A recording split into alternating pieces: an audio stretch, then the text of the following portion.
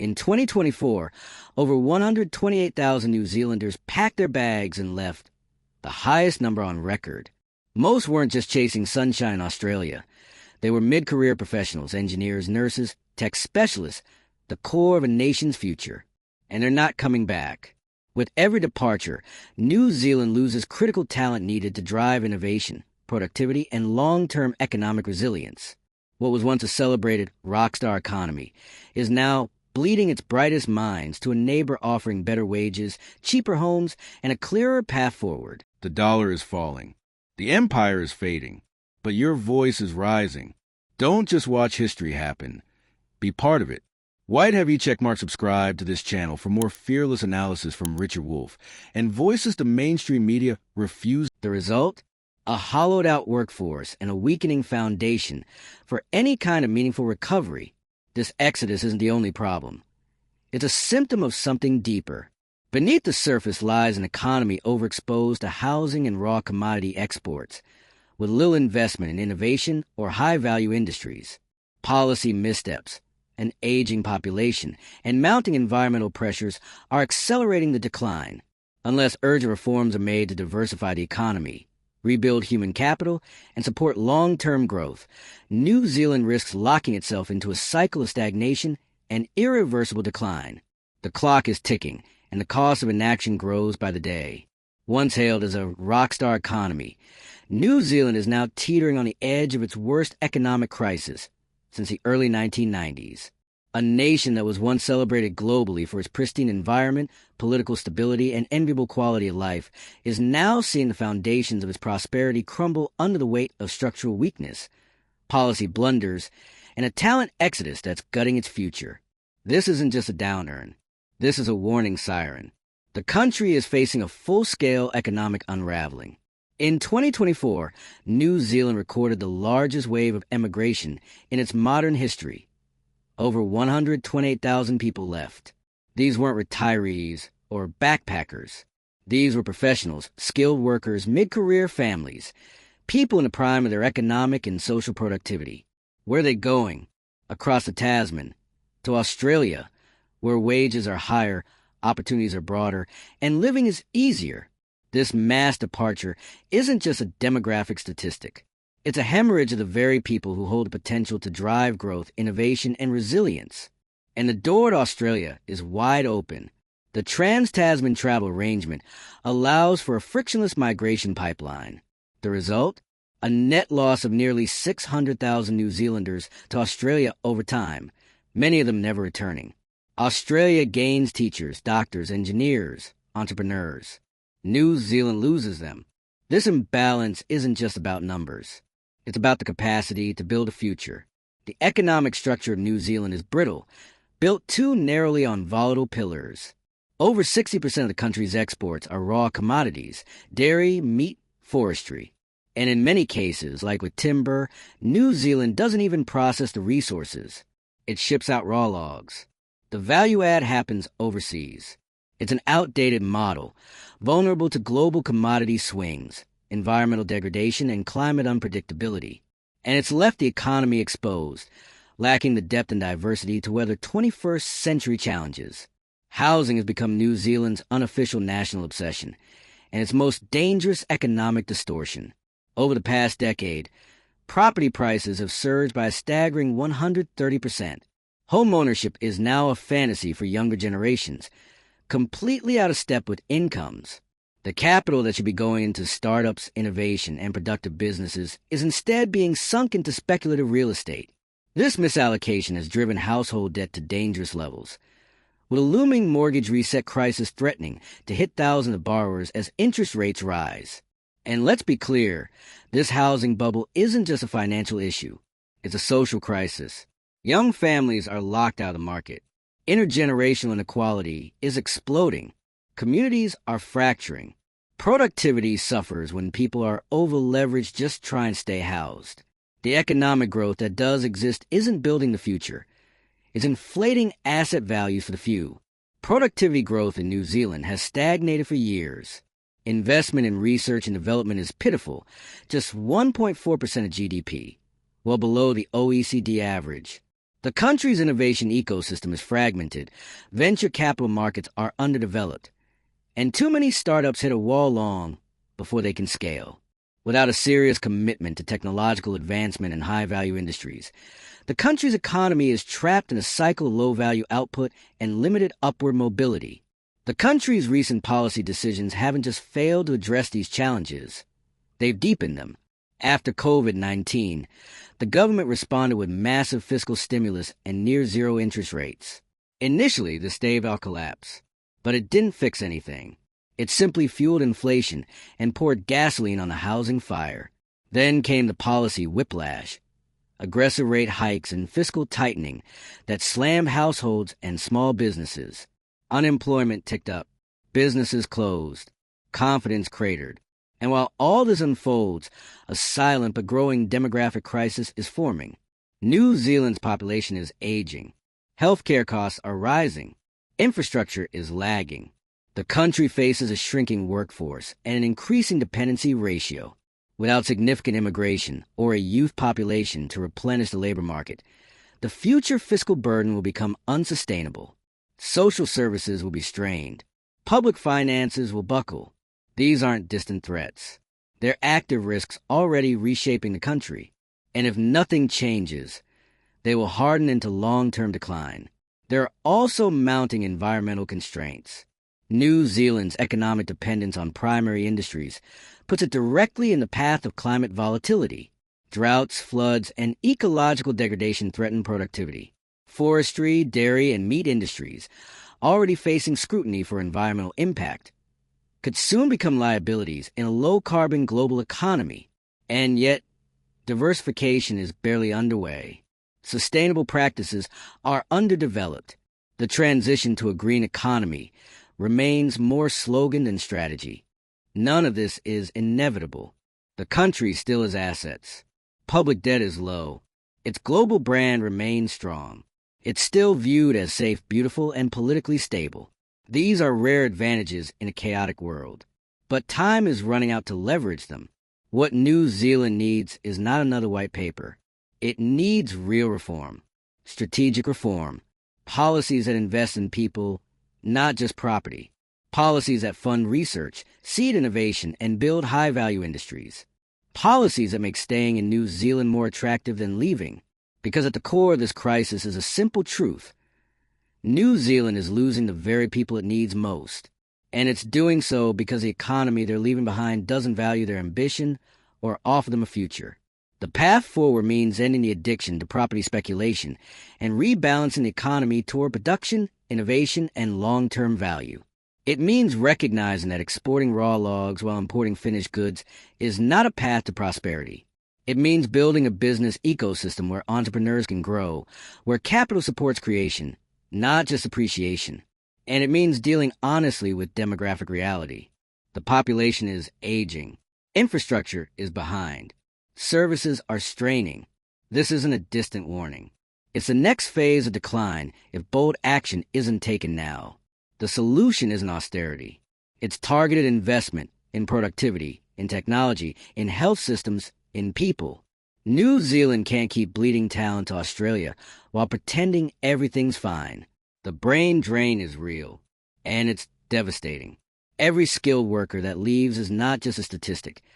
It's a startup founder not started, a school teacher gone, a hospital short-staffed, a community frayed.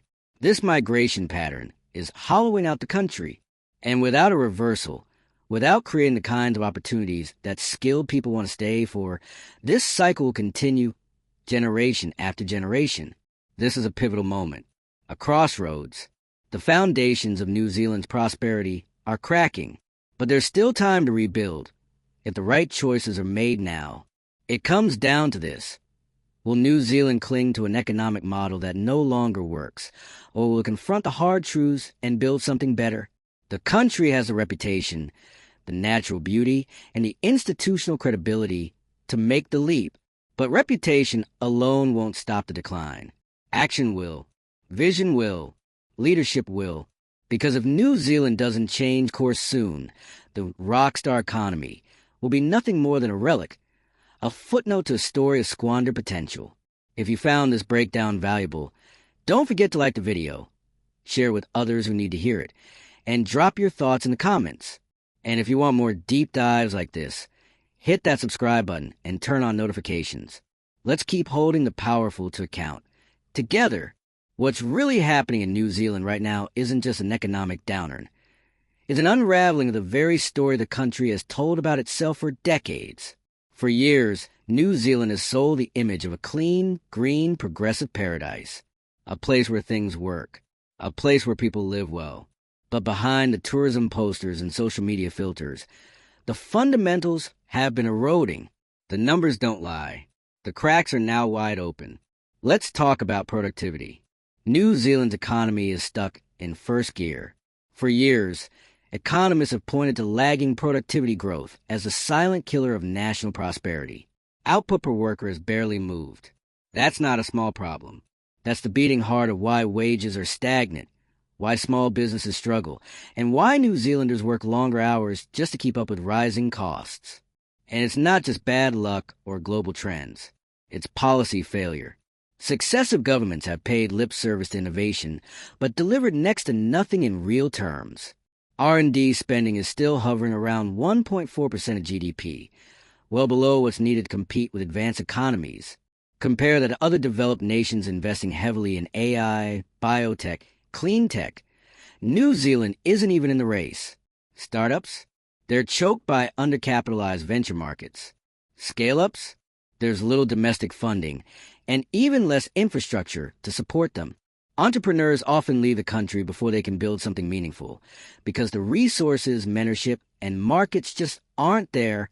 That means the next big idea, the next high-value export, the next job-creating innovation, is probably being built somewhere else. Meanwhile, what is New Zealand doing with its capital? Pouring it into housing. A grotesque amount of national wealth is tied up in property. Not building infrastructure, not launching new technologies, not diversifying the economy, but flipping houses. Real estate has become the country's dominant obsession, and it's killing long-term growth. The consequences are everywhere. Young people can't afford to buy. Families are taking on crushing debt to live in average homes. Renters are locked into instability and skyrocketing prices. And older generations, holding most of property wealth, are cashing in while younger New Zealanders are locked out. It's a generational wealth transfer that's deepening inequality and destroying any illusion of fair go. And here's the kicker. This housing market isn't just a social justice issue. It's an economic dead end. The more capital locked into non-productive assets like property, the less goes into building businesses, creating jobs, or funding research. It's a cycle that drives up costs, strangles innovation, and inflates the economy's worst instincts. Let's bring this back to the mass exodus. Why are so many New Zealanders, especially the talented, the ambitious, the entrepreneurial, packing up and leaving? It's not just about better pay in Australia. It's about better opportunity, better pathways, a better shot at building a future. Australia offers high-paying jobs in sectors New Zealand has failed to develop: tech, advanced manufacturing, engineering, green energy. Australia also invests more in infrastructure, higher education, and productivity-enhancing industries. And with the Trans-Tasman Travel Agreement in place, the move is frictionless. There's no downside. You can leave tomorrow and start working in Sydney by Monday. This isn't just an economic problem. It's a national identity crisis. Because what does it say when the people most capable of building your future no longer see that future happening at home? And the country isn't just losing workers. It's losing communities. It's losing cohesion. Small towns are hollowing out. Cities are increasingly bifurcated between the property rich and the housing poor. Local businesses are shutting down, unable to survive rising interest rates, shrinking demand, and suffocating debt loads. The social fabric is fraying. And speaking of interest rates, let's talk about the Reserve Bank's response. After going all in on ultra-low rates during the pandemic, which, to be fair, may have been necessary to avoid collapse, it then pivoted hard. Interest rate hikes have slammed mortgage holders, spooked investors, and sent many households spiraling. Business confidence has evaporated. Startups are folding. Consumer demand has slowed to a crawl. The whiplash from stimulus to austerity has left people confused, angry, and insecure. What's the plan? What's the roadmap out of this mess? There hasn't been one. Just reactionary policies swinging between extremes. And all the while, the population continues to age. The fiscal burden is mounting. Healthcare costs are rising fast. Infrastructure is crumbling in key areas. Schools and hospitals are under pressure. And with fewer young people in the workforce and fewer staying in the country, the tax base is shrinking. This is a time bomb. The aging population isn't a surprise. It's been predicted for decades. But the planning to deal with it has been non-existent. Instead of building a resilient economy and strengthening social infrastructure, the focus has been on short-term growth through migration, consumption, and real estate. Now the bill is due and the cupboard is bare. There's still one more threat that can't be ignored: environmental and climate vulnerability. When 60% of your exports depend on agriculture, forestry, and natural resources, climate change becomes a direct economic threat. Droughts, floods, and ecological stress are no longer once-in-a-generation events. They're happening regularly, and they're only going to get worse. New Zealand's economic model: dig it, grow it, ship it, doesn't stand a chance in a carbon-constrained world. And yet the shift towards sustainable, high-value sectors has been sluggish. Lip service is paid to green energy and innovation, but little structural change has occurred. As global markets shift, New Zealand risks being left behind. Here's the brutal truth: this country can't just tweak around the edges. It needs deep, structural, courageous reform. That means breaking the addiction to housing-driven wealth. That means investing properly, aggressively, in R&D, infrastructure, advanced industries, and education. That means creating an environment for entrepreneurs to stay, build, and thrive. It means recognizing that talent is the most valuable resource in the 21st century, and right now, New Zealand is bleeding it out. This is not a lost cause, but it is a now or never moment. New Zealand still has advantages. Its public debt is low. Its global reputation is strong. It's still seen as a place of order, peace, and potential. Tourists love it. Investors respect it. Immigrants want to come. But none of that will matter if the underlying economic engine remains broken. There's still time to reverse this decline, but that window is closing. Fast. Will the country act with urgency? Will policymakers ditch the slogans and embrace serious reform? Will communities push for change before it's too late? The next chapter is unwritten. But one thing is clear: continuing on the current path leads to stagnation, division, and decay. The world is moving forward. The question is whether New Zealand will move with it or get left behind. And let's not pretend this is just bad luck or part of a global downturn, because it's not. Other small advanced economies, think Denmark, Singapore, Ireland, have adapted. They've diversified. They've invested in high-tech sectors, clean energy, and global competitiveness. But New Zealand, it's clinging to a broken model, stuck in the past while the world races ahead. This isn't just a policy failure. It's a failure of imagination, a failure of courage. For too long, politicians have coasted on the country's clean image and international goodwill, assuming it would somehow shield them from the consequences of complacency. But guess what? The branding can't save you when the reality no longer matches the promise. You can't export a slogan. You can't build prosperity on dairy, logs, and unaffordable houses. And you certainly can't thrive if your most driven, capable people no longer believe the country has a place for them. That's the real crisis here. Not just the data, but the mindset, the resignation, the quiet acceptance that this is just how things are now. But it doesn't have to be. New Zealand has the raw ingredients for renewal: a peaceful democracy, a skilled, educated population, at least the ones who haven't left yet, global trust, natural beauty, space to grow. But potential doesn't equal progress. It takes leadership. It takes risk. And most of all, it takes honesty. Honesty about the brain drain and what it's doing to the nation's capacity to grow. Honesty about the housing bubble that's benefiting the few at the expense of the many. Honesty about the narrow, volatile economic base that can't deliver long-term resilience.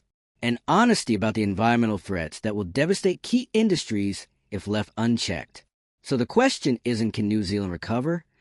Of course it can. The real question is, will it choose to? Will leaders stop governing for headlines and start governing for the next generation? Will they confront the hard truths and chart a new course before the window closes for good?